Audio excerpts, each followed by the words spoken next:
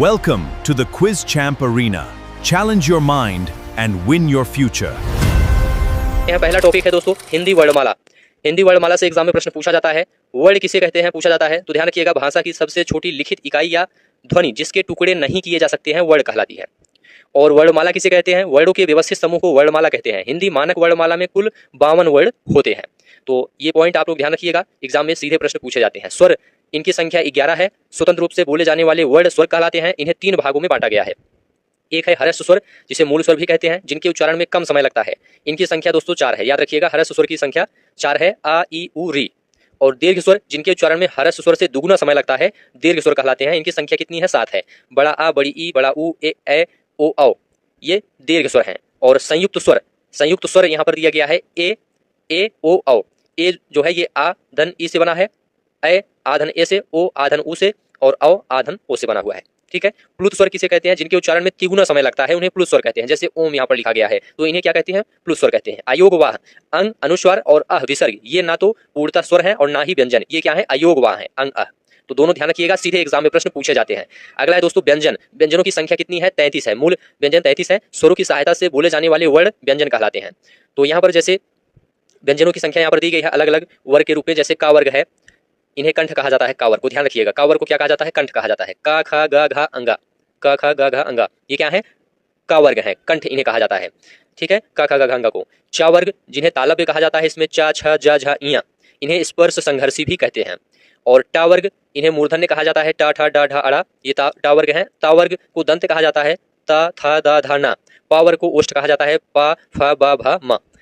ये सभी आप लोग ध्यान रखिएगा, यहाँ से सीधे एग्जाम में प्रश्न पूछे जाते हैं। स्पर्श व्यंजन, इन 5 वर्गों के कुल 25 वर्ड स्पर्श व्यंजन कहलाते हैं। जो 5 वर्ड यहाँ पर का से मा तक दिए गए हैं। ठीक है।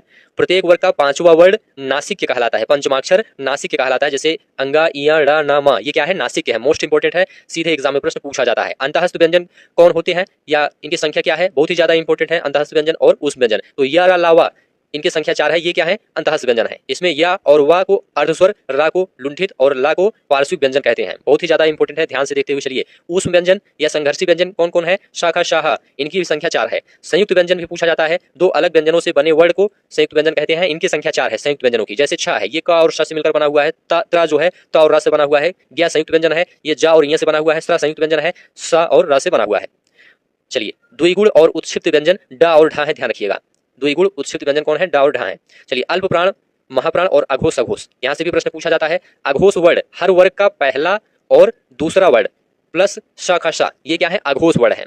हर वर्ग का पहला, जैसे का वर्ग में पहला और दूसरा वर्ड का खा हो गया, अघोष वर्ड। ठीक है। सघोष वर्ड हर वर्ग का तीसरा, चौथा, 5वां वर्ड प्लस सभी स्वर और या रा ला वा हा, ये क्या है, सघोष वर्ड है। इन्हें आप लोग ध्यान रखिएगा। तो हर वर्ग का, जैसे का वर्ग है, इसका तीसरा, चौथा, 5वां वर्ड क्या है, सघोष है। अल्प प्राण कम वायु हर वर्ग का पहला, तीसरा और 5वां वर्ड और या रा ला वा, ये क्या है, अल्प प्राण है, ध्यान रखिएगा। महाप्राण किसे कहते हैं, अधिक वायु हर वर्ग का दूसरा, चौथा वर्ड महाप्राण है। और शाखा शाह, ये भी आपका महाप्राण है, तो ध्यान रखिएगा। ठीक है।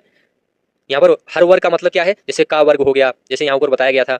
यहाँ पर देखिए का वर्ग हो गया, चा वर्ग, टा वर्ग, ता वर्ग, पा वर्ग। ठीक है। तो इसका पहला, दूसरा, तीसरा वर्ड आपको यहाँ पर ध्यान देना है। अगला टॉपिक है तत्सम, तद्भव, देशज, विदेशी। उत्पत्ति या स्रोत के आधार पर शब्दों को मुख्य रूप से 4 भागों में बांटा गया है। एक है तत्सम शब्द। तत्सम की परिभाषा यहाँ पर दी गई है, तत् धन सम, मतलब उसके समान। संस्कृत भाषा के वे शब्द जो हिंदी में बिना किसी परिवर्तन के मूल रूप में प्रयोग किए जाते हैं, उन्हें क्या कहते हैं, तत्सम कहते हैं। इनकी पहचान की ट्रिक यहाँ पर दी गई है। इनमें प्रायः छ, त्र, ज्ञ, श्र, रि, श और आधा वर्ड या रेफ की मात्रा का प्रयोग होता है। जैसे क्री और यहाँ पर लिखा गया है जो रेफ की मात्रा। उदाहरण के लिए अग्नि हो गया, दुग्ध हो गया, कर्पूर हो गया, अक्ष हो गया, उष्ट हो गया, मयूर हो गया, घृत हो गया, ये सब क्या है, तत्सम शब्द हैं। तो यहाँ पर ट्रिक दी गई है, छ, त्र, ज्ञ, श्र, रि, श और आधा वर्ड या रेफ की मात्रा जो यहाँ पर दी गई है, ये सब जिस शब्द में लगे होते हैं वह तत्सम शब्द होता है। तद्भव शब्द देखिए, तत् धन भव, मतलब उससे उत्पन्न। संस्कृत के वे शब्द जो प्राकृत अवरण से होते हुए समय के साथ बदलकर सरल रूप में हिंदी में आए हैं।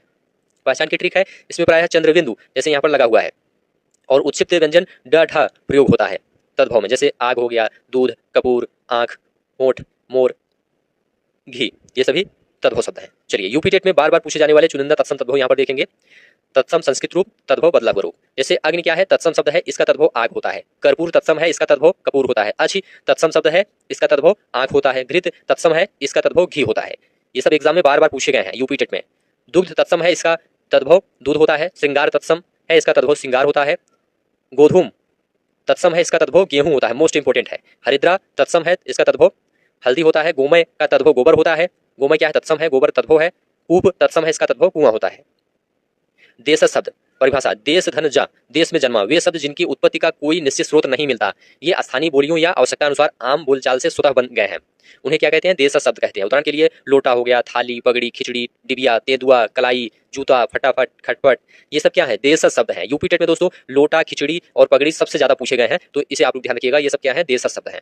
चलिए, विदेशी या विदेश शब्द परिभाषा, विदेशी भाषाओं से हिंदी में आए हुए शब्द विदेशी शब्द कहलाते हैं। जैसे अरबी हो गया, अरबी में आपका अरबी शब्दों में अदालत, कानून, अमीर, औरत, किताब, जिला, सुबह, मुसाफिर, ये सब क्या है? अरबी शब्द हैं, विदेशी शब्द के अंतर्गत आते हैं। फारसी में देखिए, आदमी, चश्मा, चाकू, दीवार, बाजार, नमक, अमरूद, फौज, ये सब फारसी शब्द हैं। पुर्तगाली शब्द आलपिन, गमला, बाल्टी, तौलिया, साबुन, फीता, अलमारी, काजू, तंबाकू, ये मोस्ट इंपोर्टेंट है, ध्यान रखिएगा, ठीक है। तुर्की शब्द कैंची, तोप, कुली, लाश, दरोगा, बेगम, ये सब तुर्की शब्द हैं। अंग्रेजी शब्द doctor, school, pen, ticket, station, police, ये अंग्रेजी शब्द हैं। चलिए, अगला टॉपिक है दोस्तों रूढ़, यौगिक, योग रूढ़। व्युत्पत्ति, बनावट या रचना के आधार पर शब्दों को तीन श्रेणियों में बांटा गया है। एक है रूढ़ शब्द, इसकी परिभाषा यहाँ पर है, वे शब्द जो किसी अन्य शब्दों के योग से नहीं बने हैं और जिनके टुकड़े खंड करने पर उनका कोई सार्थक अर्थ नहीं निकलता है और ये परंपरा से किसी विशेष अर्थ के लिए प्रसिद्ध होते हैं, ये रूढ़ शब्द कहलाते हैं। पहचान क्या है? शब्द को तोड़ने पर दोनों हिस्से अर्थहीन हो जाते हैं। जैसे घर है तो घ और रा अलग हो जाएगा, इसका कोई अर्थ नहीं निकलेगा। जल में जा और ला अलग हो जाए, कोई अर्थ नहीं निकलेगा, तो ये क्या है? जल, घर, ये क्या है? रूढ़ शब्द है।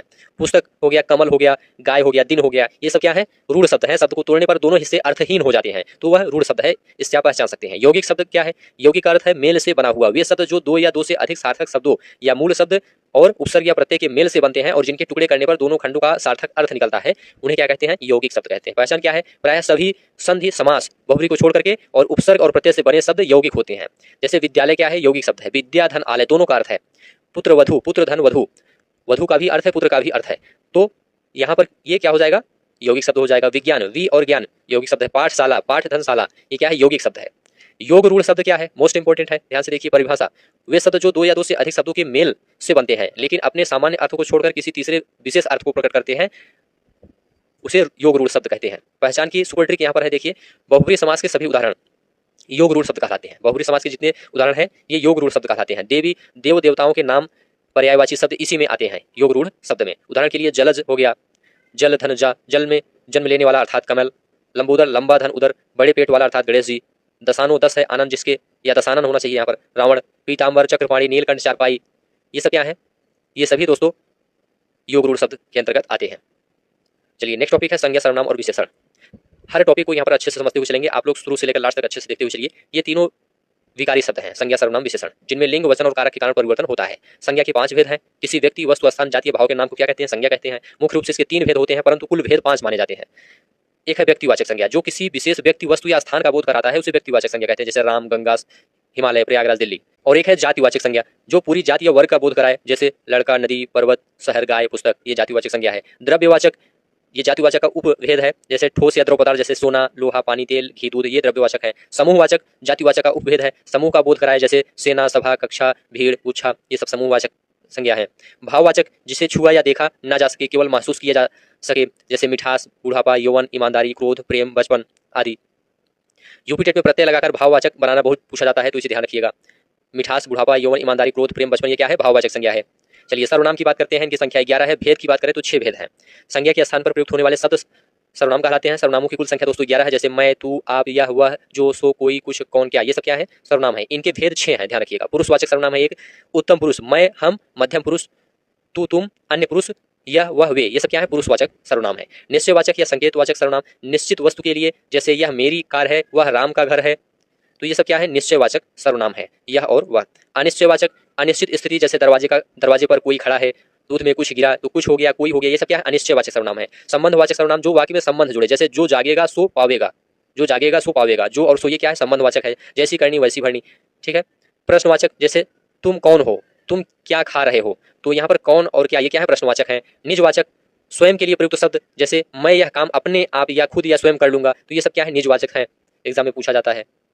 विशेषण, इनके भेद 4 हैं। संज्ञा सर्वनाम की विशेषता बताने वाले शब्द को दोस्तों विशेषण कहते हैं। जिसकी विशेषता बताई जाए वह विशेष्य कहलाता है। जैसे काली गाय में काली क्या है, विशेषण है, और गाय क्या है, विशेष्य है। और विशेषण के 4 भेद होते हैं। इसमें एक है गुणवाचक विशेषण, रूप रंग आकार गुण दोष का बोध जहां पर होता है वहां गुणवाचक विशेषण होता है। जैसे नया, पुराना, सुंदर, काला, भला, बुरा, चीनी, जोधपुरी, ये सब क्या है, विशेषण है, गुणवाचक विशेषण है। संख्यावाचक विशेषण, निश्चित या अनिश्चित संख्या, जैसे 4 लड़के, कुछ लोग, दुगुना, तीनों, ये सब क्या है, संख्यावाचक विशेषण है। परिमाण बोधक विशेषण, नाप तौल या मात्रा का जहां पर बोध हो, जैसे 2 मीटर कपड़ा, 1 लीटर दूध, थोड़ा घी, बहुत पानी, ये सब परिमाण बोधक विशेषण है। सार्वनामिक विशेषण, जब कोई सर्वनाम शब्द संज्ञा से ठीक पहले आकर उसकी विशेषता बताता है, जैसे यह लड़का बुद्धिमान है, यहाँ यह जो है सर्वनाम ना होकर सार्वनामिक विशेषण है, क्योंकि यह लड़का संज्ञा के ठीक पहले आया है, तो इसे आप लोग ध्यान रखिएगा।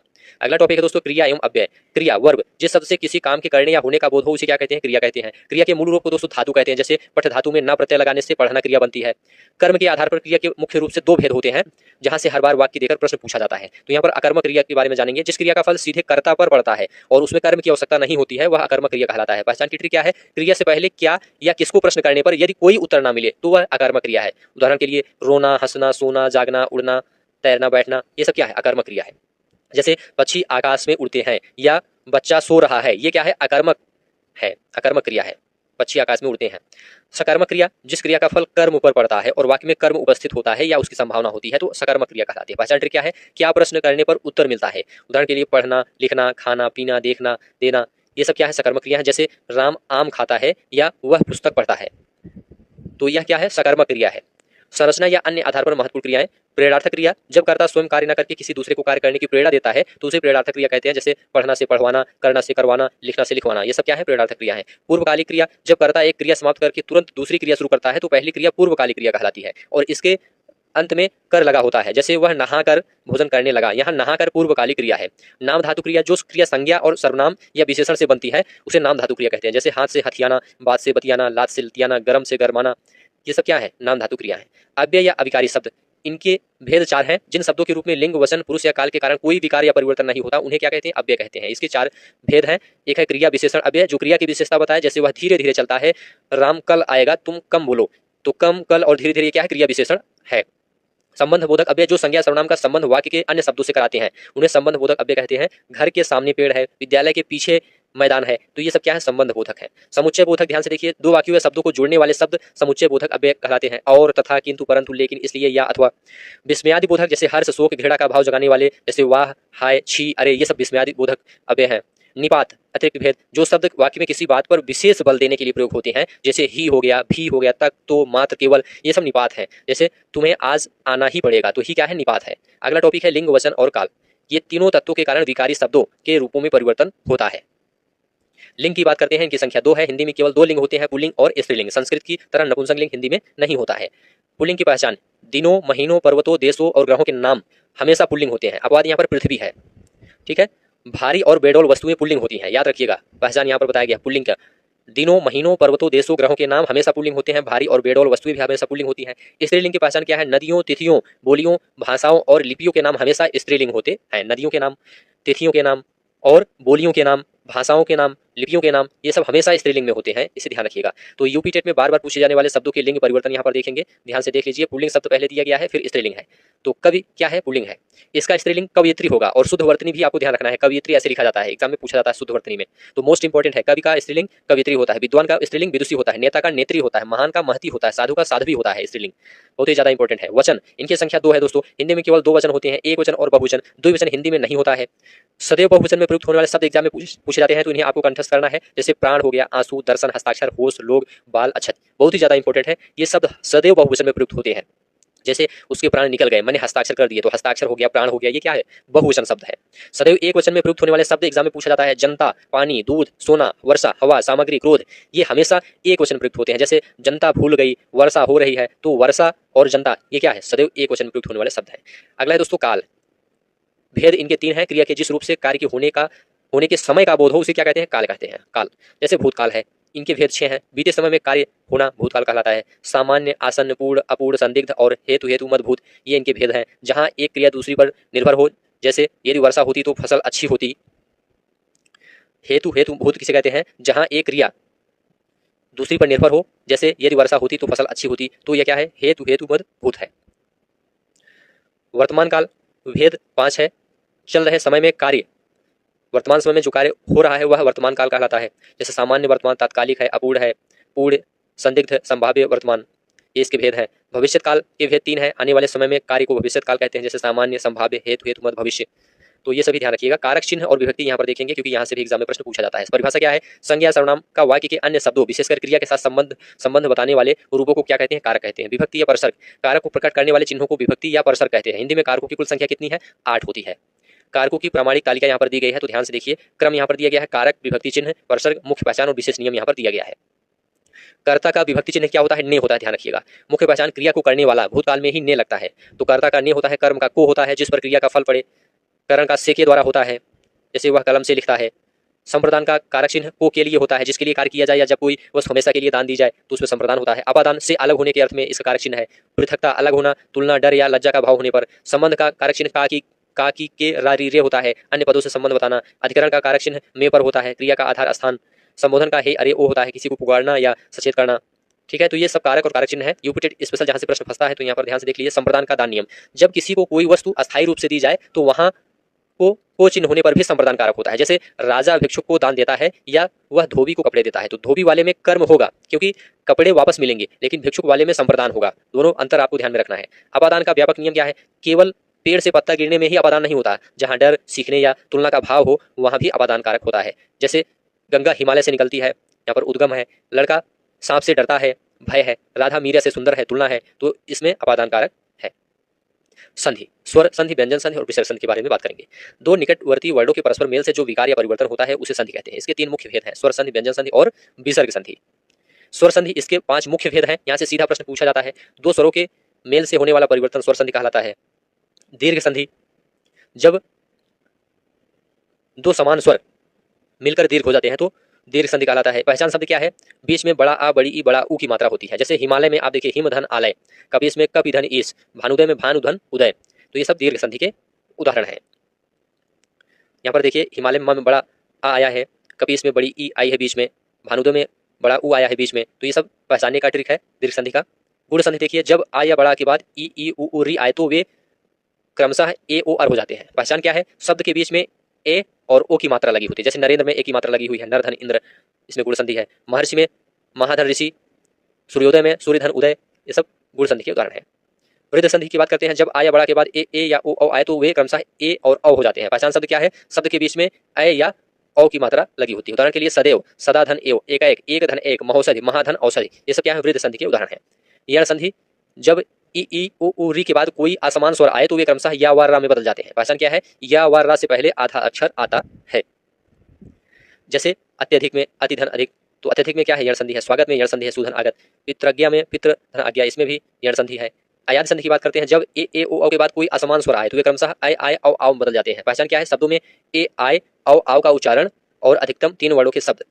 जैसे नयन, ने धन अन बराबर नयन, 3 वर्णों का शब्द है। गायक, गय धन अक, पवन, पो धन अन, पावक, पौ धन अक, तो ये सब क्या है? अयादि संधि है। अगला है व्यंजन संधि। व्यंजन का व्यंजन से या किसी स्वर से मेल होने पर जो परिवर्तन होता है वह व्यंजन संधि कहलाता है। 1 और 3 का नियम, वर्ग के पहले वर्ण का तीसरे वर्ण में बदलना। जैसे दिगंबर, दिक धन अंबर, वागीस, वाक धन ईस, तो ये व्यंजन संधि है। ता संबंधी नियम, ता के बाद ला हो तो ता का ला हो जाता है। जैसे उल्लास, उत धन लास, तल्लीन, तत धन लीन। अन्य उदाहरण है जैसे सज्जन है, सत धन जन, संतोष में सम धन तोष। विसर्ग संधि, विसर्ग के साथ स्वर या व्यंजन के मेल से जो परिवर्तन होता है उसे क्या कहते हैं? विसर्ग संधि कहते हैं। ओ में बदलना, जैसे मनोरथ, मना धन रथ बराबर मनोरथ, ओ में बदल गया। तपोभूमि, तपा धन भूमि बराबर तपोभूमि, ओ में बदल गया, विसर्ग संधि है। रा में बदलना, निर्धन में निह धन धन, निह धन धन निर्धन। निराशा में निह धन आशा बराबर निराशा, रा में बदल गया। शाखा सा में बदलना, निश्चल में निह धन चल, निश्चल। नमस्ते, नमा धन ते, नमस्ते। दुष्कर, दुह धन कर, दुष्कर, तो ये सब क्या है? विसर्ग संधि के उदाहरण है। अगला टॉपिक है दोस्तों समास। समास विग्रह और भेद के बारे में बात करेंगे। परिभाषा है, समास का शाब्दिक अर्थ होता है संक्षेप। 2 या 2 से अधिक शब्दों को मिलाकर एक नया संक्षिप्त शब्द बनाने की प्रक्रिया को क्या कहते हैं? समास कहते हैं। पदों की प्रधानता के आधार पर मूल भेद इनके 4 होते हैं, लेकिन हिंदी में सामान्यतः इसके 6 भेद पढ़े जाते हैं, तो ध्यान रखिएगा। 6 समासों के नियम और उदाहरण यहाँ पर दिए गए हैं। पहला है अव्ययी भाव समास। पूर्व पद या पहला पद प्रधान होता है इसमें। पहचान है, पहला पद अव्यय या उपसर्ग होता है। इसके अलावा शब्दों की पुनरावृत्ति, एक ही शब्द 2 बार आना होने पर भी अव्ययी भाव होता है। उदाहरण के लिए यथाशक्ति, शक्ति के अनुसार। प्रतिदिन मतलब प्रत्येक दिन। आजीवन, जीवन भर, भरपेट, पेट भर, पेट भर कर, तो ये क्या है? अव्ययी भाव समास के उदाहरण है। शब्द पुनरावृत्ति वाले उदाहरण जैसे रातों रात, रात ही रात में, हाथों हाथ, साफ साफ, ये सब क्या है? अव्ययी भाव समास के उदाहरण है। तत्पुरुष समास, इसमें उत्तर पद प्रधान होता है। पहचान है, विग्रह करने पर बीच में कारक चिन्ह निकलते हैं। कारक चिन्हों के आधार पर इनके 6 उपभेद होते हैं। उदाहरण के लिए राजपुत्र है, राजा का पुत्र संबंध तत्पुरुष का उदाहरण है। गौशाला में गायों के लिए शाला संप्रदान तत्पुरुष है। इसमें रोग से मुक्त अपादान तत्पुरुष है। कार्यकुशल, कार्य में कुशल अधिकरण तत्पुरुष है। कर्मधारय समास, इसमें उत्तर पद प्रधान होता है। पदों में विशेषण विशेष या उपमेय उपमान का संबंध होता है और विग्रह करने पर जो या के समान निकलता है। उदाहरण के लिए चरण कमल, मतलब कमल के समान चरण, कर्मधारय समास है। नील कमल, नीला है जो कमल, जो शब्द आया है बीच में, कर्मधारय समास है। और विशेषण विशेष भी है। महापुरुष, महान है जो पुरुष। मृग नयन, मृग के समान नयन, ये सब कर्मधारय समास के उदाहरण है। द्विगु समास में इसमें पहला पद दोस्तों संख्यावाची होता है और यह पूरे समूह या समाहार का बोध कराता है। जैसे चौराहा में 4 राहों का समूह, त्रिभुज में 3 भुजाओं का समूह, समाहार, पंचवटी में 5 वटों का समूह, नवरत्न में 9 रत्नों का समूह, ये सब क्या है, द्विगु समास के उदाहरण है। द्वंद्व समास, दोनों पद प्रधान होते हैं। पहचान क्या है, दोनों पद एक दूसरे के पूरक या विलोम होते हैं। इनके बीच प्रायः योजक चिन्ह लगा होता है और विग्रह करने पर और या अथवा आता है। उदाहरण के लिए माता पिता, माता और पिता, पाप पुण्य, पाप या पुण्य, दिन रात, दिन और रात, सुख दुख, ये सब क्या है, द्वंद्व समास है। बहुब्री समास, कोई भी पद प्रधान नहीं होता है, तीसरा पद इसमें प्रधान होता है। दोनों पद मिलकर किसी तीसरे अन्य विशेष अर्थ की ओर संकेत करते हैं। जैसे देवी देवताओं के नाम, दशानन, 10 है मुख जिसके अर्थात रावण, लंबोदर, लंबा है उदर जिसका अर्थात गणेश जी, चक्रपाणी, चक्र है हाथ में जिसके अर्थात विष्णु जी, पंकज कीचड़ में जन्म लेने वाला अर्थात कमल, ये सब क्या है, बहुब्री समास के उदाहरण है। अगला टॉपिक है उपसर्ग और प्रत्यय। देखिए दोस्तों, ये दोनों शब्दांश शब्द के टुकड़े होते हैं जिनका स्वयं का कोई स्वतंत्र अस्तित्व नहीं होता, लेकिन ये मूल शब्दों के साथ जुड़कर उनके अर्थ को क्या करते हैं, बदल देते हैं। तो चलिए उपसर्ग के बारे में बात कर लेते हैं। अंग्रेजी में इन्हें प्रीफिक्स कहा जाता है। वे शब्दांश जो किसी मूल शब्द के शुरू में जुड़कर उसके अर्थ में विशेषता या परिवर्तन ला देते हैं, उन्हें उपसर्ग कहते हैं। भाषाओं के आधार पर संख्या यहाँ पर है। संस्कृत के उपसर्ग कुल 22 हैं, जैसे प्रा, परा, अप, सम, अनु, अव, अति, सु आदि। और हिंदी के उपसर्ग कुल 10 हैं, जैसे आ, अन, कु, दु, नी, बिन, भर आदि। उर्दू या फारसी के उपसर्ग कुल 19 है, जैसे ला, बद, गैर, खुश, हम, कम आदि। उदाहरण के लिए अत्यधिक में उपसर्ग है आदि, अति, धन, अधिक, या यण संधि वाले शब्द बहुत पूछे जाते हैं, तो ध्यान रखिएगा। सुगम में उपसर्ग कौन सा है, सु उपसर्ग लगा हुआ है। दुर्जन में दुर उपसर्ग लगा हुआ है। प्रत्यय देखिए, वे शब्दांश जो किसी मूल शब्द के अंत में जुड़कर उसके अर्थ को बदल देते हैं, प्रत्यय कहलाते हैं। प्रत्यय के मुख्य रूप से 2 भेद होते हैं, यहाँ से सीधा भेद पूछा जाता है।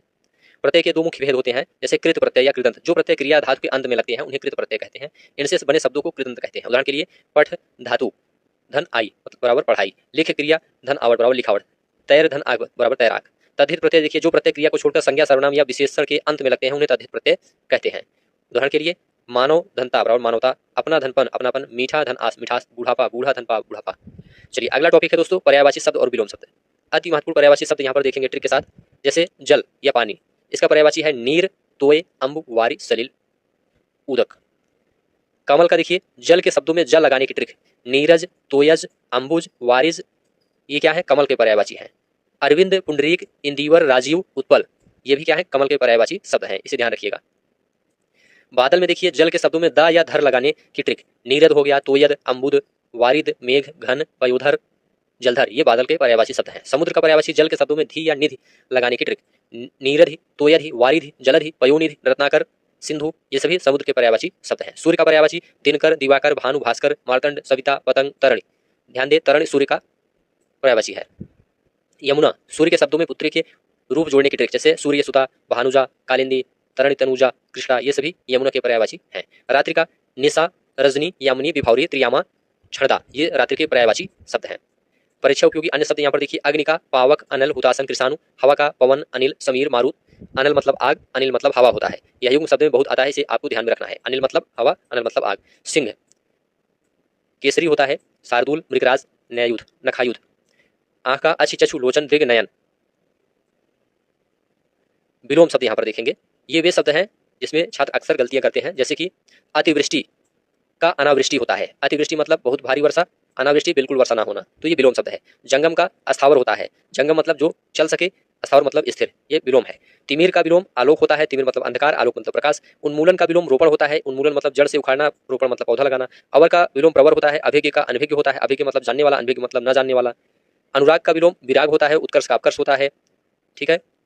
कृपण या कंजूस का दाता या दानी होता है। ऋजु का वक्र होता है। अगला टॉपिक है वाक्यांशों के लिए एक शब्द और अनेकार्थक शब्द। वाक्यांशों के लिए एक शब्द, अनेक शब्दों के स्थान पर प्रयुक्त होने वाला एक सार्थक शब्द। दिशाओं और आग के नाम, यहाँ से प्रश्न फिक्स रहता है एग्जाम में। दिशाओं और आग के नाम, दिशाओं के नाम जैसे उत्तर और पूर्व के बीच की दिशा को क्या कहा जाता है, ईशान कहा जाता है। पूर्व और दक्षिण के बीच की दिशा को आग्नेय कहा जाता है। दक्षिण और पश्चिम के बीच की दिशा को नैऋत्य कहा जाता है। पश्चिम और उत्तर के बीच की दिशा को वायव्य कहा जाता है। बहुत ही ज्यादा इंपॉर्टेंट है, इसे ध्यान से देखते हुए चलिए। 3 प्रमुख आग अक्सर पूछा जाने वाला प्रश्न है। जंगल में लगने वाली आग को क्या कहते हैं? दावानल या दावाग्नि कहते हैं। समुद्र में लगने वाली आग को बड़वानल या बड़वाग्नि कहते हैं। पेट की आग को जठरानल या जठराग्नि कहते हैं।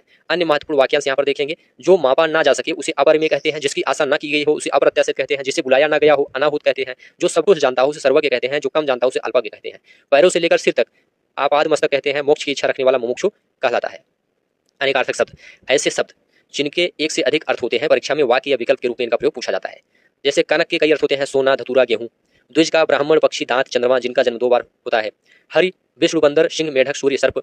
अंबर का अनेकार्थिक शब्द आकाश, वस्त्र, एक विशेष इत्र। सारंग का सिंह, हाथी, कोयल, मृग, धनुष, छाता, सुंदर। और अच्छी का आंख, पासा, धुरी, आत्मा। कर का हाथ, टैक्स, हिरण, हाथी की सूंड। चलिए अगला टॉपिक है मुहावरे और लोकोक्तियां। मुहावरा क्या है? यह एक वाक्यांश, वाक्य का अंश होता है जो अपने सामान्य अर्थ को छोड़कर किसी विशेष लाक्षणिक अर्थ को प्रकट करता है। इसके अंत में प्रायः न आता है और इसका स्वतंत्र प्रयोग नहीं हो सकता है। लोकोक्ति यह लोक धन उक्ति कहावत से बना है जो अपने आप में एक पूर्ण वाक्य होती है। यह जीवन के अनुभव पर आधारित होती है और इसका स्वतंत्र प्रयोग किया जा सकता है। यूपी टेट में बार बार पूछे जाने वाले चुनिंदा मुहावरे और लोकोक्तियां यहाँ पर दी गई हैं, तो इसे आप लोग ध्यान से देख लीजिए। अंगूठा दिखाना, इन वक्त पर किसी काम के लिए साफ मना कर देना, इसे कहते हैं अंगूठा दिखाना। कूप मंडूक होना, अत्यंत सीमित ज्ञान या अनुभव होना, परीक्षा का पसंदीदा प्रश्न है, कम अनुभव होना। आंख का तारा होना, अत्यधिक प्रिय होना। गागर में सागर भरना, थोड़े शब्दों में बहुत बड़ी या महत्वपूर्ण बात कह देना। दांतों तले उंगली दबाना, अत्यधिक आश्चर्यचकित होना। तिल का ताड़ बनाना, छोटी सी बात को बहुत बढ़ा चढ़ाकर कहना। पानी पानी होना, बहुत अधिक लज्जित या शर्मिंदा होना। कान फूकना, दीक्षा देना या चुपके से कान में कोई बात कहना, बहकाना। लोकोक्ति और अर्थ उसका यहाँ पर दिया गया है। अधजल गगरी छलकत जाए, कम ज्ञान या कम योग्यता वाले व्यक्ति का अधिक दिखावा करना। आंख के अंधे नाम नयन सुख, गुड़ के विपरीत नाम होना। अकेला चना भाड़ नहीं फोड़ सकता, अकेला व्यक्ति कोई बड़ा या कठिन कार्य संपन्न नहीं कर सकता। खिसियानी बिल्ली खंभा नोचे, किसी बात पर लज्जित होकर या असफल होने पर दूसरों पर व्यर्थ में क्रोध निकालना। चमड़ी जाए पर दमड़ी न जाए, अत्यधिक कंजूस होना। आगे कुआं पीछे खाई, सब और विपत्ति का आना, दोनों तरफ संकट होना। अगला टॉपिक है वाक्य के भेद, सरल, संयुक्त, मिश्र वाक्य। यहाँ से भी एग्जाम में प्रश्न पूछा जाता है। सार्थक शब्दों का वह व्यवस्थित समूह जिससे पूरा अर्थ प्रकट होता है वाक्य कहलाता है। यूपी टेट में रचना के आधार पर वाक्य भेद से प्रश्न पूछा जाता है। तो रचना के आधार पर वाक्य 3 मुख्य भेद होते हैं। एक है सरल वाक्य, जिस वाक्य में केवल एक ही उद्देश्य और एक ही विधेय यानी एक ही मुख्य क्रिया होती है उसे सरल या साधारण वाक्य कहते हैं। जैसे राम पुस्तक पढ़ता है, बिजली चमकती है, छात्र मैदान में फुटबॉल खेल रहे हैं, भले ही कर्ता या पद बड़े हों पर मुख्य क्रिया एक ही है। तो यहाँ पर आप लोग सरल वाक्य ध्यान रखिएगा। अब इसके बाद संयुक्त वाक्य यहाँ पर देखेंगे ट्रिक के साथ। देखिए, जिस वाक्य में 2 या 2 से अधिक स्वतंत्र सरल वाक्य किसी योजक, समुच्चय, बोधक, अव्यय द्वारा जुड़े होते हैं, यदि इन वाक्यों को अलग कर दिया जाए तो भी इनका अपना स्वतंत्र अर्थ निकलता है, तो वह संयुक्त वाक्य होता है। पहचान की ट्रिक यहाँ पर है, वाक्य के बीच में और, एवं, तथा, या, अथवा, किंतु, परंतु, लेकिन, इसलिए, अतः जैसे शब्द आते हैं। उदाहरण के लिए, सुबह हुई और चिड़िया चहकने लगी, तो यह संयुक्त वाक्य है। ठीक है, और शब्द आया है बीच में, उसने बहुत परिश्रम किया परंतु वह सफल ना हो सका, तो परंतु ये क्या है? परंतु यहाँ पर लिखा गया है, तो इससे आप पहचान सकते हैं संयुक्त वाक्य है। आप चाय पियेंगे या कॉफी, तो ये भी संयुक्त वाक्य है। ठीक है, चलिए इसके बाद मिश्रित वाक्य की बात करेंगे। जिस वाक्य में एक मुख्य उपवाक्य हो और अन्य उपवाक्य उस पर आश्रित हों, इसमें एक कार्य का होना दूसरे कार्य पर निर्भर करता है, तो वह मिश्रित वाक्य होता है। ट्रिक क्या है? वाक्य में जोड़ों वाले शब्द आते हैं, जैसे कि, जो, क्योंकि, जितना, उतना, जैसा वैसा, जब तब, जहां वहां, यदि तो, यद्यप, तथापि। तो यहाँ पर जोड़ों वाले शब्द आते हैं, इससे आप पहचान सकते हैं कि यह वाक्य कौन सा है। तो मिश्रित वाक्य की ट्रिक यहाँ पर है। उदाहरण है, शिक्षक ने कहा कि कल छुट्टी रहेगी, यहाँ की सबसे ज्यादा आता है। ठीक है, जो लड़का कमरे में बैठा है वह मेरा भाई है, तो जो शब्द आ गया, की आ गया। यदि परिश्रम करोगे तो अवश्य सफल होगे, यह क्या है? मिश्रित वाक्य है। जहां धुआं है वहां आग है, यह भी मिश्रित वाक्य है। तो इससे आप पहचान सकते हैं। अगला टॉपिक है विराम चिन्ह। देखिए दोस्तों, भाव और विचारों को स्पष्ट करने के लिए लिखते समय वाक्यों के बीच में या अंत में रुकने के लिए जिन चिन्हों का प्रयोग किया जाता है उन्हें हम विराम चिन्ह कहते हैं। मुख्य फैक्ट क्या है? आचार्य कामता प्रसाद गुरु ने विराम चिन्हों की कुल संख्या 20 बताई है। उन्होंने पूर्ण विराम को छोड़कर से सभी विराम चिन्हों को अंग्रेजी भाषा से लिया हुआ माना है, और यूपी टेट का पूछा गया फैक्ट है, इसे ध्यान रखिएगा। परीक्षा उपयोगी मुख्य विराम चिन्ह एवं उनके प्रतीक यहाँ पर देखेंगे। पूर्ण विराम, फुल स्टॉप इंग्लिश में कहते हैं। तो पूर्ण विराम का चिन्ह यहाँ पर देखिए, वाक्य पूरी तरह जब समाप्त हो जाता है तो पूर्ण विराम का चिन्ह लगता है। वाक्य पूरी तरह समाप्त होने पर अंत में इसका प्रयोग किया जाता है। जैसे राम स्कूल जाता है, तो देखिए पूर्ण विराम लग गया। अल्प विराम का चिन्ह यहाँ पर देखिए, जहां बहुत कम समय के लिए रुकना हो, इसका प्रयोग हिंदी में सबसे अधिक होता है। जहां बहुत कम समय के लिए रुकना हो वहां अल्प विराम का प्रयोग किया जाता है। जैसे हाँ मैं कल आऊंगा, तो यहाँ पर हाँ के बाद अल्प विराम लगा हुआ है।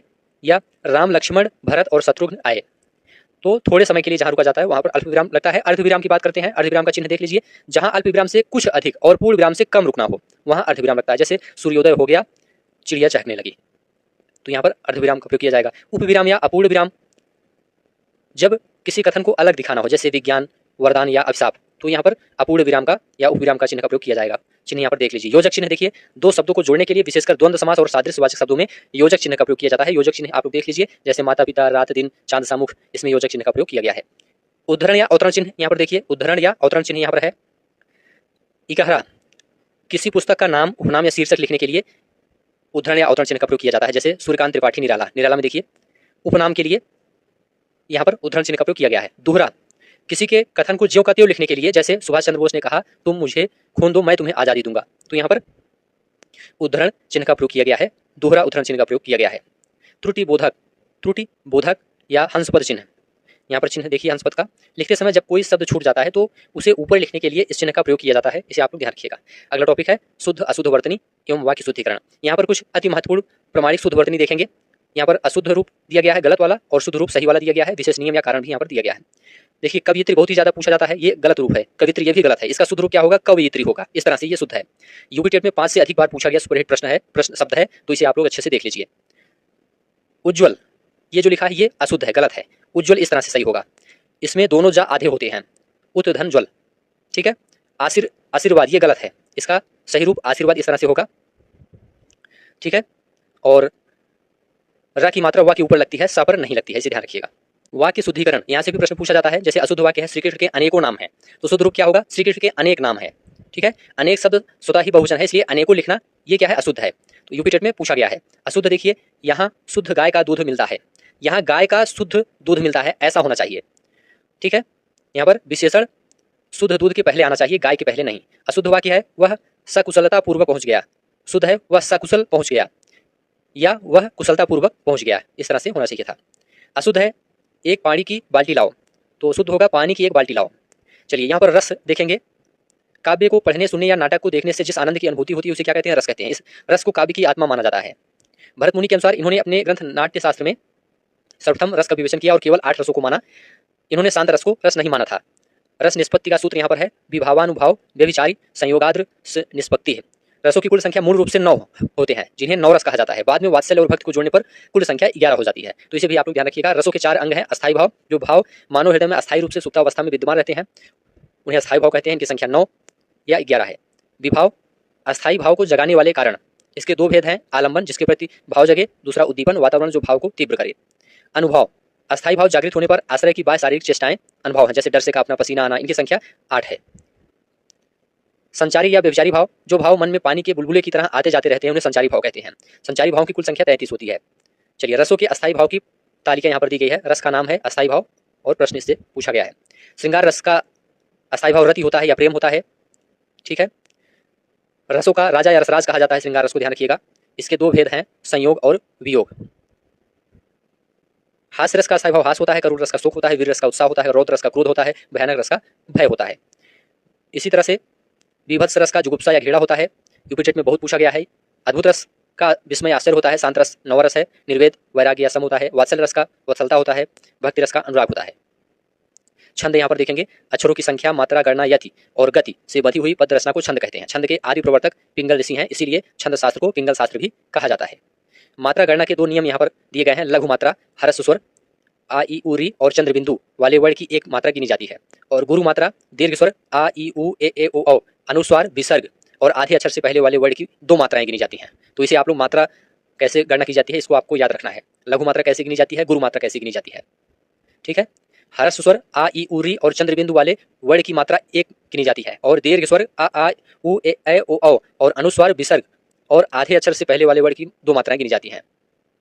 यूपी टेट में मुख्य रूप से मात्रिक छंद पूछे जाते हैं, इनकी तालिका यहाँ पर दी गई है। छंद का नाम, छंद का प्रकार, मात्राओं का नियम दिया गया है। जैसे चौपाई है, ये सममात्रिक छंद है, इसके 4 चरण होते हैं, प्रत्येक चरण में 16-16 मात्राएं होती हैं, अंत में 2 गुरु होते हैं।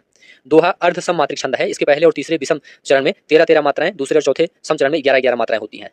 और सोरठा ये अर्ध सममात्रिक छंद है, यह दोहे का ठीक उल्टा होता है, इसके पहले और तीसरे चरण में 11-11 मात्राएं, दूसरे और चौथे चरण में 13-13 मात्राएं होती हैं। रोला सममात्रिक छंद है, इसके प्रत्येक चरण में 24 मात्राएं होती हैं, 11 और 13 मात्राओं पर यति होती है। बरवय अर्ध सममात्रिक छंद है, इसके विषम चरणों 1-3 में 12 और सम चरणों 2-4 में 7 मात्राएं होती हैं, कुल 19 है। कुंडलिया संयुक्त या विषम छंद है, यह दोहा प्लस रोला के मिलने से बनता है, इसमें 6 चरण होते हैं, या जिस शब्द से शुरू होता है उसे समाप्त भी होता है। यदि परीक्षा में आए दोस्तों श्री गुरु चरण सरोज रज, तो मात्रा गिनने पर 13 + 11 का क्रम बैठता है, यदि तो वह दोहा है। यदि इसका उल्टा क्रम आए तो क्या है, सोरठा होगा, तो इसे आप लोग ध्यान रखिएगा। चलिए अलंकार की बात कर लेते हैं। अलम धनकार अर्थात जो काव्य की शोभा बढ़ाए वह अलंकार कहलाता है। काव्य के सौंदर्य को बढ़ाने वाले तत्वों को अलंकार कहते हैं, ठीक है। चलिए आचार्य भामा को अलंकार संप्रदाय का प्रवर्तक माना जाता है। मुख्य भेद, इसके मुख्य रूप से दो भेद होते हैं, शब्दालंकार और अर्थालंकार। शब्द पर आधारित शब्दालंकार, अर्थ पर आधारित अर्थालंकार। शब्दालंकार के प्रमुख भेद और उदाहरण की बात करेंगे। जहाँ शब्दों के प्रयोग के कारण काव्य में सौंदर्य उत्पन्न हो वहाँ शब्दालंकार होता है। इसके भेद है अनुप्रास अलंकार, जहाँ एक ही वर्ण की आवृत्ति बार बार होती है वहाँ अनुप्रास अलंकार होता है। उदाहरण के लिए तरणी, तनुजा, तट, तमाल, तरुर, बहुशाय। यहाँ देखिए ता वर्ण की बार बार आवृत्ति हुई है। यमक अलंकार, जहाँ एक ही शब्द दो या दो से अधिक बार आए परंतु उसका अर्थ हर बार अलग हो वहाँ पर यमक अलंकार होता है। जैसे कनक, कनक के सौगुनी, माँ दत्ता अधिकाय। तो पहला कनक धतूरा है, दूसरा कनक क्या है, सोना है। तो एक शब्द यहाँ पर एक ही शब्द दो या दो से अधिक बार आया है। उदाहरण के लिए काली घटा का घमंड घटा, पहली घटा बादल है, दूसरी घटा कम होना है। श्लेष अलंकार, श्लेष का अर्थ होता है चिपका हुआ, जहाँ शब्द एक ही बार प्रयुक्त हो लेकिन उसके अर्थ एक से अधिक या अलग अलग निकले वहाँ श्लेष अलंकार होता है। जैसे रहीमन पानी राखिए, बिन पानी सब सुन, पानी गए न उबरे, मोती मानुष सुन। यहाँ पानी शब्द के तीन अर्थ हैं, मोती के लिए चमक, मनुष्य के लिए प्रतिष्ठा, इज्जत। ठीक है, चलिए अर्थालंकार की बात कर लेते हैं। जहाँ अर्थ के कारण काव्य में चमत्कारी सौंदर्य उत्पन्न हो वहाँ अर्थालंकार होता है।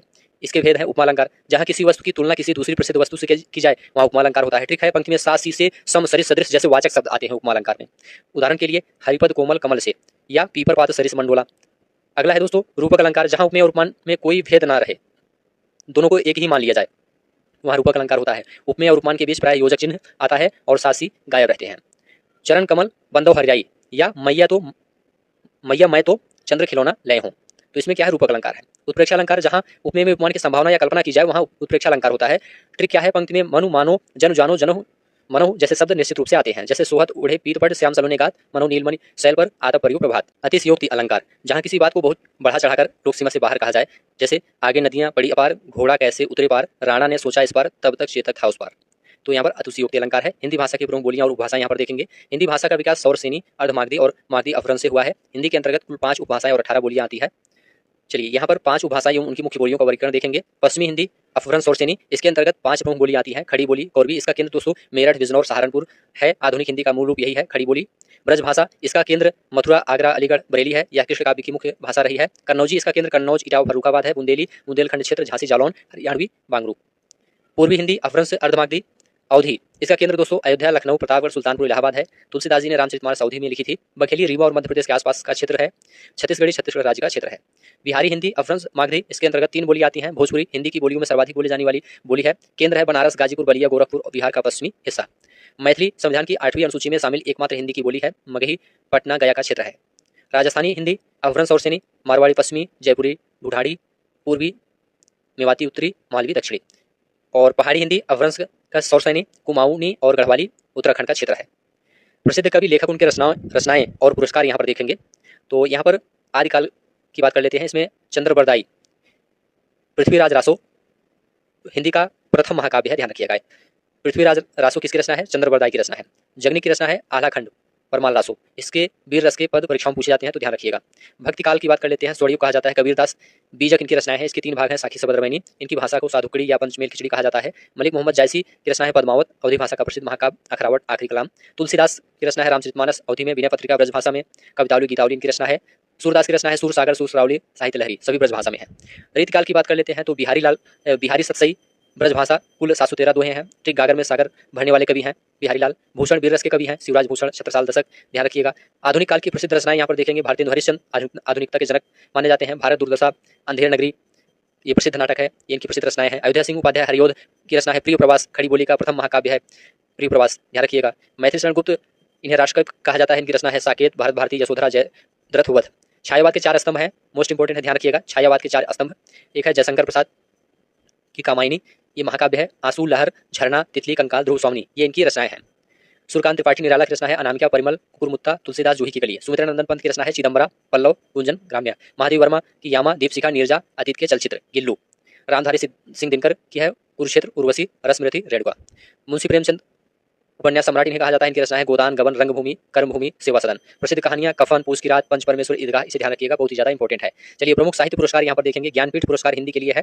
सुमित्रा नंदन पंत को 1968 में चिदम्बरा के लिए यह पुरस्कार ज्ञानपीठ पुरस्कार दिया गया था। हिंदी का पहला ज्ञानपीठ पुरस्कार था। रामधारी सिंह दिनकर की बात करते हैं 1972 में उर्वशी के लिए ज्ञानपीठ पुरस्कार मिला। आगे को 1978 में कितनी नाव में कितनी बार के लिए दिया गया था। महादेव वर्मा को 1982 में यामा के लिए ज्ञानपीठ पुरस्कार पाने वाली पहली हिंदी लेखिका है। अपठित गद्यांश पद्यांश एवं भाषा शिक्षण की बात कर लेते हैं। देखिए दोस्तों, यूपी टेट में 4 से 5 प्रश्न एक अनजाने गद्यांश या पद्यांश से कविता की पंक्तियों से पूछे जाते हैं। इनमें से 2 प्रश्न सीधे पैराग्राफ के अर्थ पर ही आधारित होते हैं, जिसे आप पैराग्राफ से सॉल्व कर सकते हैं, और 2 से 3 प्रश्न जो होते हैं उसी पैराग्राफ में आए किसी शब्द की संधि, समास, उपसर्ग, प्रत्यय या व्याकरणिक कोटि से जोड़कर पूछे जाते हैं। तो व्याकरण के जो नियम यहाँ पर बताए जा रहे हैं उसी के आधार पर आप उसे भी सॉल्व कर सकते हैं। चलिए, भाषा शिक्षण एवं भाषाई विकास से 2-3 प्रश्न पूछा जाता है, इसे भी देख लेते हैं।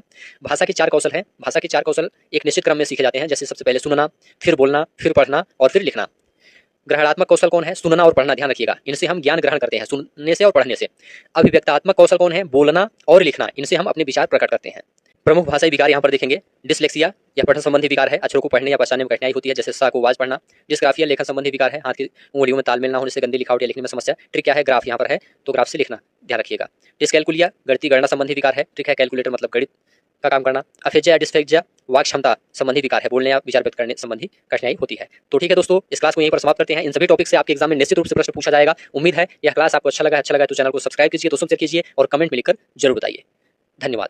पहले प्रश्न में कहा जा रहा है कि दिग्गज शब्द में कौन सी संधि है? गुण संधि है, वृद्धि संधि है, व्यंजन संधि है या यण संधि है? तो कौन सा संधि होगा आप लोग बताइए। तो इसका सबसे पहले अगर बात की जाए संधि विच्छेद कैसे करेंगे, तो संधि विच्छेद इसका नोट करिए, दिक धन गज, यह होता है इसका संधि विच्छेद। इसको गज कर लीजिएगा, ठीक ना। ये हो जाएगा संधि विच्छेद। 1 मिनट फिर से साफ लिख लीजिए, गज ना।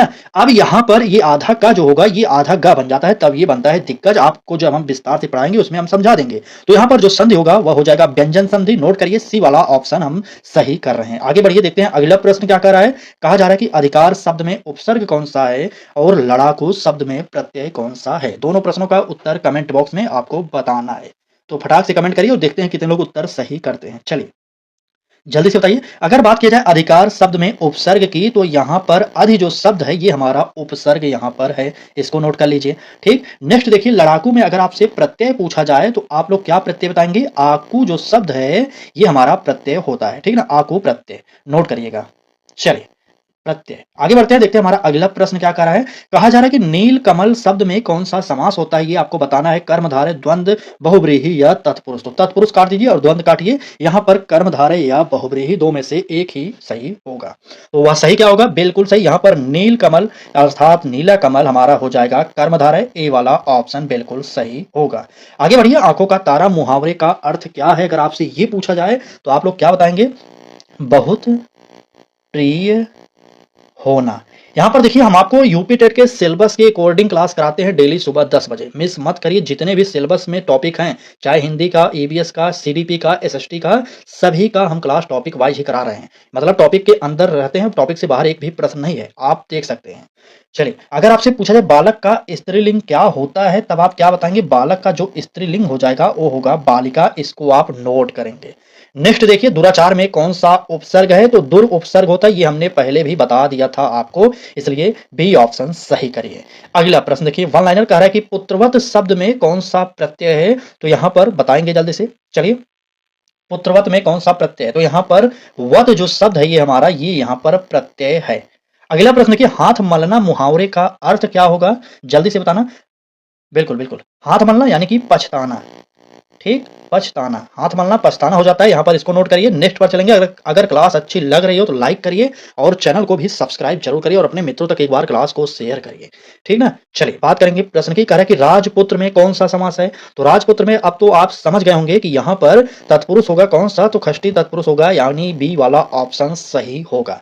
अगर कुछ प्रश्न रिपीट हो रहे हैं तो वह जानबूझ करके आपके लिए रखे गए हैं ताकि आप उत्तर बताएं, क्योंकि अब तो इतने दिनों से आप हमारे साथ जुड़कर क्लासेस देख रहे हैं, अब तो आपको आ ही गया होगा, उम्मीद करते हैं ना। चलिए बात करेंगे अगले प्रश्न की। कहा जा रहा है कि महान शब्द में कौन सा उपसर्ग है? जल्दी से बताइए। तो उपसर्ग शब्द के पहले लगता है, तो महा जो है हमारा ये हो जाएगा उपसर्ग, ठीक। अगर आपसे पूछा जाए कि करुण शब्द से बना अलंकारिक रूप कौन सा होता है, तो यहां पर क्या उत्तर देंगे? ये तो थोड़ा सा टफ हो सकता है क्योंकि समझ में नहीं आएगा ये, ठीक। क्या होगा? अलंकारिक रूप करुण रस हो जाएगा। बस इतना लिखना है और तुरंत आगे बढ़ना है। देखना है अगला प्रश्न, क्योंकि हमारा एक ही सिद्धांत है कि समय कम लगे और आपको पढ़ाई ज्यादा कराई जाए।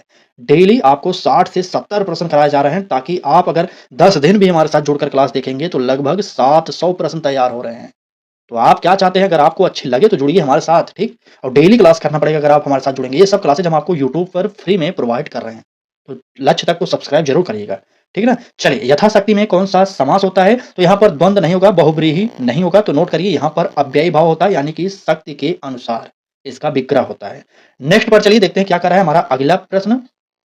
कहा जा रहा है कि नाक कटना मुहावरे का अर्थ क्या है। अगर आपसे पूछा जाए कि नाक कटना, गांव में सुने होंगे ना, कोई गलत काम करता है तो बोलते हैं तो उसका नाक कटा दिया, तो यहाँ पर यानी अर्थ हो जाएगा अपमान, अपमान होना, बिल्कुल अपमान होना। अगर आपसे पूछा जाए कि कवि का स्त्रीलिंग क्या होगा, तो कवि का जो स्त्रीलिंग होता है ये कई बार परीक्षा में पूछा जा चुका है, तो ये होता है क्या होगा बताइए। बिल्कुल बिल्कुल यहाँ पर बिल्कुल कवित्री हो जाएगा, ठीक, कवित्री, कवयित्री। ये पेपर में पूछा गया है, यूपी टेट में भी और सुपर टेट जो 69,000 की वैकेंसी आई थी शायद उसमें पूछा गया था, या 68,500 में, दोनों में से एक में पूछा भी गया है प्रश्न। अगला प्रश्न की कह रहा कि महात्मा में कौन सा समास है, कर्मधारय, द्विगु, बहुब्रीहि या तत्पुरुष। चलिए महात्मा शब्द में कौन सा समास है, तो यहाँ पर नोट करिएगा, महात्मा की अगर बात किया जा रहा है तो यहाँ पर जो होता है वह होता है कर्मधारय, यानी कि ए वाला ऑप्शन सही हो जाएगा। नेक्स्ट देखिए कह रहा है कि सज्जन में कौन सी संधि है और चलन शब्द में कौन सा प्रत्यय है। दोनों प्रश्नों का उत्तर कमेंट बॉक्स में बता दीजिए। चलिए फटाक से बताइए सज्जन में कौन सी संधि है, तो सज्जन में जो है व्यंजन संधि है, इसको आप नोट करिए, व्यंजन संधि, ठीक, व्यंजन संधि। अगर आपसे पूछा जाए कि चलन शब्द में कौन सा प्रत्यय है, तो अन जो शब्द है ये यहाँ पर प्रत्यय के रूप में यूज हुआ है, इसको भी आप नोट कर लीजिए। चलिए नेक्स्ट पर चलते हैं, देखते हैं क्या कर रहा है अगला प्रश्न हमारा। कह रहा है कि चंद्रमुख में कौन सा समास है, कर्मधारय, बहुब्रीहि, द्वंद्व या अव्ययी भाव। चलिए बताइए चंद्रमुख में कौन सा समास है। आज के ज्यादातर एमसीक्यू जो है वो समास से ही संबंधित है, और वन लाइनर तो अलग अलग टॉपिक से आ ही रहे हैं, ठीक है। चलिए अगर बात किया जाए चंद्रमुख में कौन सा समास है, तो चंद्रमुख में बहुब्रीहि समास होगा, बी वाला ऑप्शन हमारा बिल्कुल सही होगा। अगला प्रश्न की क्या करें, कलेजा मुंह को आना मुहावरे का अर्थ क्या है, आप लोग बताइए फटाक से। तो कलेजा मुंह को आना, मुहावरे का अर्थ जो होगा वह होगा बहुत डर जाना, ठीक, बहुत डर जाना। अगर आपसे पूछा जाए कि विद्वान का बहुवचन क्या होगा, तो ये आप फटाक से बताइए। तो विद्वान का बहुवचन विद्वान ही होता है, ठीक, विद्वान का बहुवचन विद्वान ही होगा भाई साहब। चलिए आगे बढ़ते हैं, देखते हैं अगला प्रश्न क्या कह रहा है। कहा जा रहा है कि निराशा में कौन सा उपसर्ग है, नि है, निर है, अन है, अप है, बताइए निराशा में कौन सा उपसर्ग है। तो यहां पर नोट करिए निराशा में जो उपसर्ग होगा वह हो जाएगा निर, यानी कि बी वाला ऑप्शन हमारा सही होगा। नेक्स्ट देखिए बचपन में कौन सा प्रत्यय है, आप बताइए। चलिए बचपन में कौन सा प्रत्यय है, तो पन जो है ये हमारा यहाँ पर प्रत्यय है, क्योंकि प्रत्यय लास्ट में लगता है। अगला प्रश्न कमल का जो शब्द है ये इसका विशेषण क्या होगा, आप बताइए। तो चलिए कमल का विशेषण तो बिल्कुल सही, यहाँ पर कमली हो जाएगा, इसको भी आप नोट कर लीजिए, कमली है, ठीक है ना। एक मिनट फिर से कमली। चलिए आप तो समझ में आ रहा है ना, कमली हो जाएगा इसका विशेषण। पीताम्बर में कौन सा समास है, बहुब्रीहि, कर्मधारय, द्वंद्व या तत्पुरुष। बताइए फटाक से पीताम्बर में कौन सा समास होगा। चलिए बिल्कुल प्रश्न संख्या 69, कुछ लोग बी बता रहे हैं, कुछ लोग ए भी बता रहे हैं। तो यहाँ पर पीताम्बर में जो है बहुब्रीहि न होकर के कर्मधारय होता है, यानी कि ए वाला ऑप्शन बिल्कुल सही होगा। अगला प्रश्न की कह रहा है कि दांत खट्टे करना मुहावरे का अर्थ क्या है, और अगला प्रश्न होगा पुस्तक का बहुवचन। चलिए दोनों प्रश्नों का उत्तर बताइए।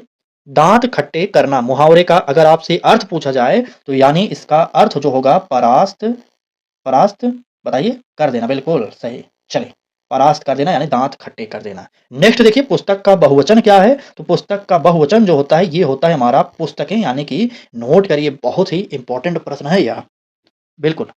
चलिए डेली क्लास हो रही है, डेली आप जुड़ सकते हैं। अगर आपने चैनल को सब्सक्राइब किया होगा तो आपके पास नोटिफिकेशन जाता है, और नहीं जाता तो नोटिफिकेशन देखिए वहां पर क्लिक करके ऑन करिए। मान लीजिए यूट्यूब नोटिफिकेशन कभी ना भेजे, तब भी आप हमारे चैनल पर सुबह 10 बजे विजिट करिए, क्योंकि क्लासेस डेली शाम को ही लग जाती हैं, ठीक। चलिए बात करेंगे प्रश्न की। तो कह रहा है कि अनुशासन में कौन सा उपसर्ग है, तो यहाँ पर अनुशब्द हो जाता है उपसर्ग, ए वाला ऑप्शन सही होगा। वन लाइनर देखिए कह रहा है कि सुंदरता में कौन सा प्रत्यय है, तो यहाँ पर ता जो शब्द है ये हमारा यहाँ पर प्रत्यय हो जाएगा। अगर अगले प्रश्न की बात किया जाए तो कह रहा है कि पेट में चूहे कूदना मुहावरे का अर्थ क्या है। चलिए बताइए। बिल्कुल पेट में चूहे कूदने का मुहावरे का अर्थ जो है बहुत भूख लगना होता है ना। चलिए बहुत भूख लगना, ठीक, बहुत भूख लगना, ये हो जाएगा हमारा इस प्रश्न का उत्तर। अभी तक आज की क्लास में आप लोग 10 प्रश्न एमसीक्यू, 20 प्रश्न वन लाइनर, टोटल 30 प्रश्न देख चुके हैं। अगर क्लास अच्छी लग रही है तो लाइक कर दीजिए और चैनल को भी सब्सक्राइब करिए। जिस तरह हमने सीटेड में आपको तैयारी कराई थी फ्री में, यकीन मानिए यूपी टेट की तैयारी उसी प्रकार से कर रहे हैं और आपके सिलेबस के अकॉर्डिंग कर रहे हैं, ठीक है। चलिए बात करेंगे प्रश्न की, कह रहा है कि जननी जन्मभूमिश्च में कौन सा समास है? द्वंद्व, कर्मधारय, बहुव्रीहि या अव्ययी भाव? प्रश्न संख्या 11। चलिए, प्रश्न संख्या 11 तो बिल्कुल सही। यहाँ पर उत्तर जो लोग बता रहे हैं द्वंद्व, तो यहाँ पर द्वंद्व समास ही होता है। नोट करिए। अगला प्रश्न देखिए क्या कर रहा है, अमर शब्द में कौन सा उपसर्ग है? बताइए तो। चलिए, बिल्कुल अमर शब्द में आ जो है ये उपसर्ग होता है, इसको आप नोट कर लेंगे। नेक्स्ट देखिए, बालिका का पुल्लिंग क्या होगा? अगर आपसे ये पूछा जाए तो बालिका का जो पुल्लिंग होता है वह होता है बालक। इसको आप नोट कर लेंगे। चलेंगे नेक्स्ट प्रश्न पर, देखेंगे क्या कह रहा है। चलिए, कहा जा रहा है कि सुरेश शब्द की संधि क्या है? सुरेश की बात कर रहा है। ए ऑप्शन कह रहा है देवधन ईश, तो बिल्कुल नहीं, देवेश हो जाएगा। सुरधन ईश हो सकता है हमारा, ठीक ना, लेकिन सुरधन एस नहीं होगा, सुरधन रेस नहीं होगा। भाई साहब ऐसा मत करिएगा कि यहाँ पर सुरधन रेस लिखा है तो डायरेक्ट सुरेश कर सकते हैं, बिल्कुल नहीं। यहाँ पर उत्तर जो होगा बी वाला ऑप्शन होगा। आप लोग संधि के अकॉर्डिंग करिएगा संधि विच्छेद, ऐसा नहीं कि अपने मन से कर दीजिएगा। ठीक, चले आगे बढ़े। चलिए आइए देखते हैं नेक्स्ट प्रश्न क्या कर रहा है। अगले प्रश्न में कहा जा रहा है कि घर का भेदी लंका ढाए, मुहावरे का अर्थ क्या है? आपके सिलेबस में है मुहावरा, एक बार देखिए तो मुहावरा, संधि, समास, यही आप 3 टॉपिक ज्यादातर हैं प्रश्न में। ठीक, अगर आपसे कहा जाए कि घर का भेदी लंका ढाए, मतलब अपना ही व्यक्ति नुकसान पहुंचाए। नोट करिए, अपना ही व्यक्ति नुकसान पहुंचाए।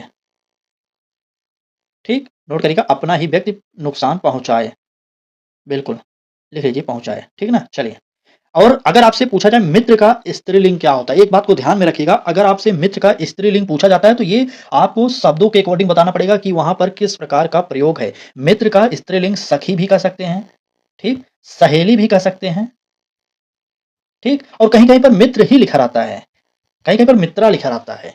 तो आपको देखना पड़ेगा कि वहां ऑप्शन में क्या मिलता है, कुछ भी हो सकता है। यहाँ पर तीनों शब्द जो हमने लिखे हैं, सखी भी हो सकता है, सहेली भी हो सकता है, मित्रा भी होता है, लेकिन मित्रा उतना औचित्य नहीं बनता, लेकिन फिर भी पेपरों में इसे लिखा जाता है और आयोग कभी कभी इसको मानता भी है। तो ये आपके ऑप्शन के अकॉर्डिंग होंगे। अगर आपके पेपर में इस प्रकार के प्रश्न आएंगे तो किस प्रकार का ऑप्शन रहता है उस पर डिपेंड करता है। ठीक, नेक्स्ट देखिए, कह रहा है कि सप्तऋषि में कौन सा समास है? द्विगु है, बहुब्रीहि है, तत्पुरुष है या द्वंद्व है? बताइए तो। सप्त ऋषि में कौन सा समास है? चलिए, तो बात 7 ऋषियों की जा रही है। चलिए बताइए फटाक से, 7 ऋषियों की बात हो रही कि नहीं? प्रश्न संख्या 13, बिल्कुल 7 ऋषियों की बात की जा रही है, तो कहीं ना कहीं ये संख्यावाची है, तो यहाँ पर द्विगु समास हो जाएगा। ए वाला ऑप्शन सही होगा। दया शब्द से बना विशेषण क्या होता है? बताइए तो। दया शब्द से बना विशेषण क्या होता है? चलिए, बिल्कुल दयालु कर दीजिए।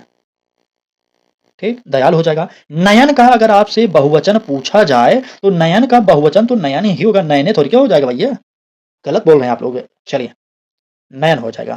ठीक, अपमान में कौन सा उपसर्ग होता है? तो उपसर्ग शब्द के पहले लगता है, तो अप यहाँ पर बिल्कुल, मान में अगर अप जोड़ दिया जाएगा तो ये हमारा उपसर्ग हो जाएगा। ए ऑप्शन यहाँ पर सही होगा। अगला प्रश्न की करा कि लिखावट में प्रत्यय कौन सा है और कान भरना मुहावरे का अर्थ क्या है?